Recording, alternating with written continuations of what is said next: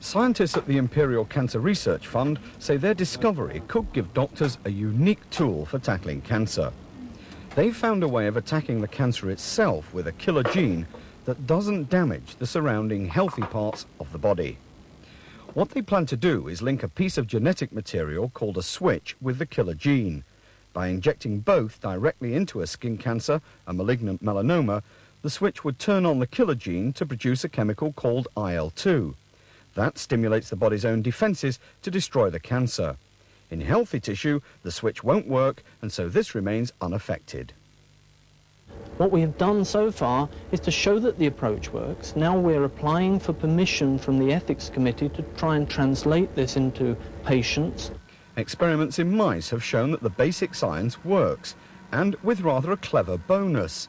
The IL-2 chemical travels through the bloodstream to other organs like the liver and lungs to which the cancer may have spread. There it will also stimulate the body's defences to destroy cancer. That's important for malignant melanomas, which in the early stages are treatable by surgery, but after they've spread to other parts of the body, can't be cured and kill 1,000 people every year. If it works for this, it may be helpful in all types of cancer in the future. How many lives will eventually be saved is impossible to answer at such an early stage of development.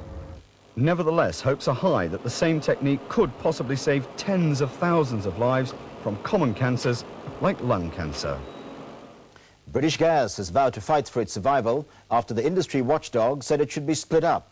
The Director General of Gas said more competition would mean lower prices. British Gas disagrees. Here's our industrial correspondent Stephen Cape. Despite privatisation, British Gas still enjoys the right to supply virtually every gas customer in the UK.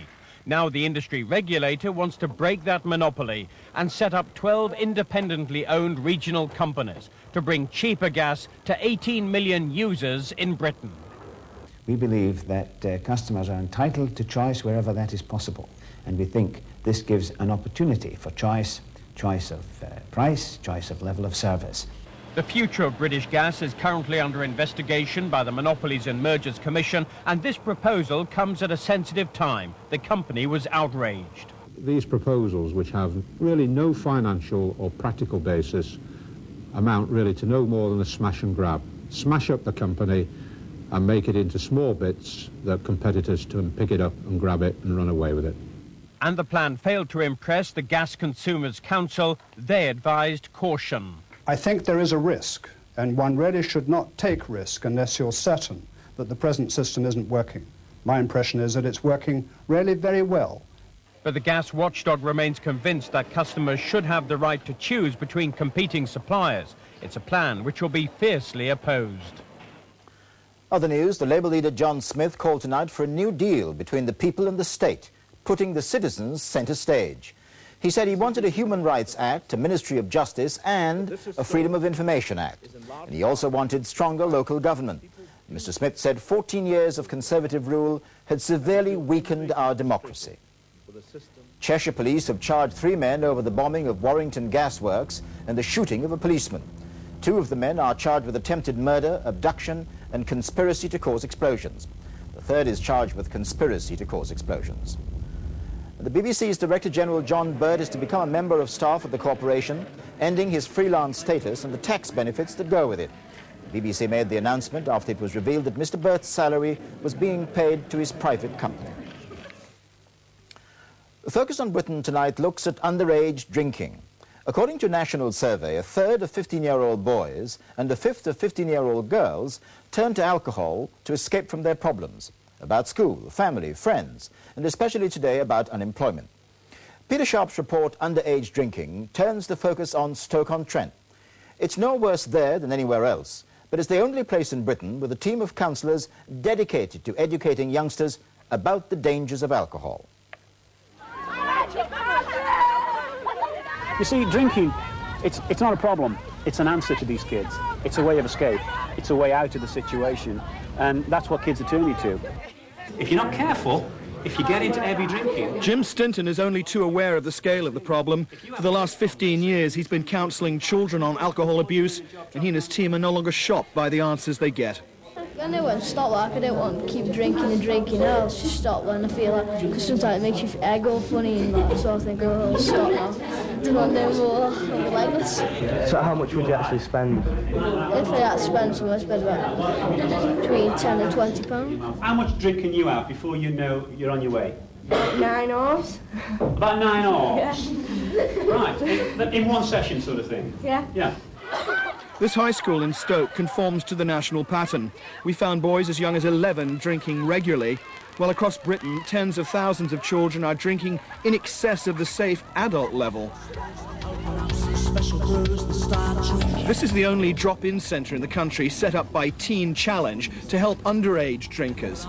I started drinking when I was about 13. Steve Crompton was a teenage alcoholic. Once he came here for help, now he helps others.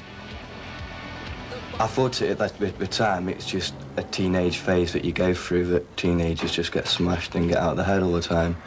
It wasn't until after a few years that I thought my whole life is revolving around drinking. Drink is a form of escapism, and which in a situation like that could quite easily lead on to other things. There are real problems in this part of the world, with poverty, with homelessness. Friday night in Stoke-on-Trent, Jim Stinton's making his rounds. If something drastic isn't done about the alcohol problems, I think we're going to have catastrophe, I really do. Kids' lives are just going to be destroyed. You see, we're not just talking about kids, we're talking about the future. And he says it's all too easy for even the younger children to buy drink. You get one of the kids who's maybe, 15, 16, he looks 18, 19, goes in off licence, buys a couple of bottles of cider or a few packs of lager, and away you go. Nobody asks any questions. About 50 young people have gathered on a council estate at a regular haunt. It's 7:30, some are already under the influence. Alcohol abuse like this cuts right across economic and social lines. Children from council estates mixing from those from middle-class families. They're drinking now out of habit, and they're drinking to get drunk. Peer group pressure, television advertising, they've always encouraged the young to experiment with drink. But in places like Stoke and other recession-hit communities across the country, children say they're drinking now to escape. Escaping from problems at home and at school, bringing them out onto the street. Peter Sharp, News at 10 in Stoke-on-Trent. Today, the Director of Alcohol Concern, Eric Appleby, urged the government to give a higher priority to the problems of heavy drinking generally. And finally, soccer. Chelsea's slide down the FA Premier League ended tonight with a 1-0 win at home over Arsenal. Graham Stewart scored the winner 9 minutes from time to give Chelsea their first win in 14 games. That's the news so far this evening. I'll be here again tomorrow. Until then, from all of us here, good night.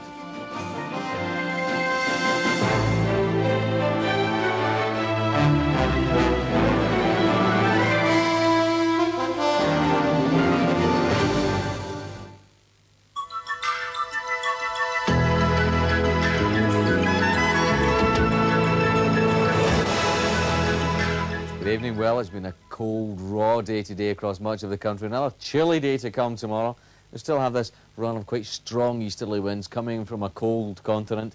This apparent warm front isn't really going to make things very much milder. It'll just bring a lot of cloud and the odd bit of light rain and sleet here and there. So for the moment, to begin with, there's the odd snow shower, snow flurry, still particularly in the borders and eastern parts of Scotland. What you'll find is that a lot of cloud will be tumbling in from the southeast across much of England and Wales, bringing with it just the odd patch of, at low levels, rain and sleet, and on the hills, some further sleet and some further snow. The coldest spot tonight, probably Northern Ireland, the far northwest of Scotland, with a fairly sharp frost by the morning. So tomorrow starts with a lot of places cloudy, some patches of rain and drizzle here and there, and on the hill still some sleet and some snow. The best of any early morning sunshine, probably right up in the far northwest of both Scotland and Northern Ireland. As we go through the day, what you'll find, I think, is that a lot of the rain and sleet will be dying out, just be the odd patch of drizzle here and there, and a few spots are likely to brighten up. Won't do much for the temperatures, though. Even if you do get any sunshine, the best you're going to see is around 7 in the south, which is 45 Fahrenheit, and it'll still feel particularly cold near that east coast with a strong wind. That's it from me. Good night.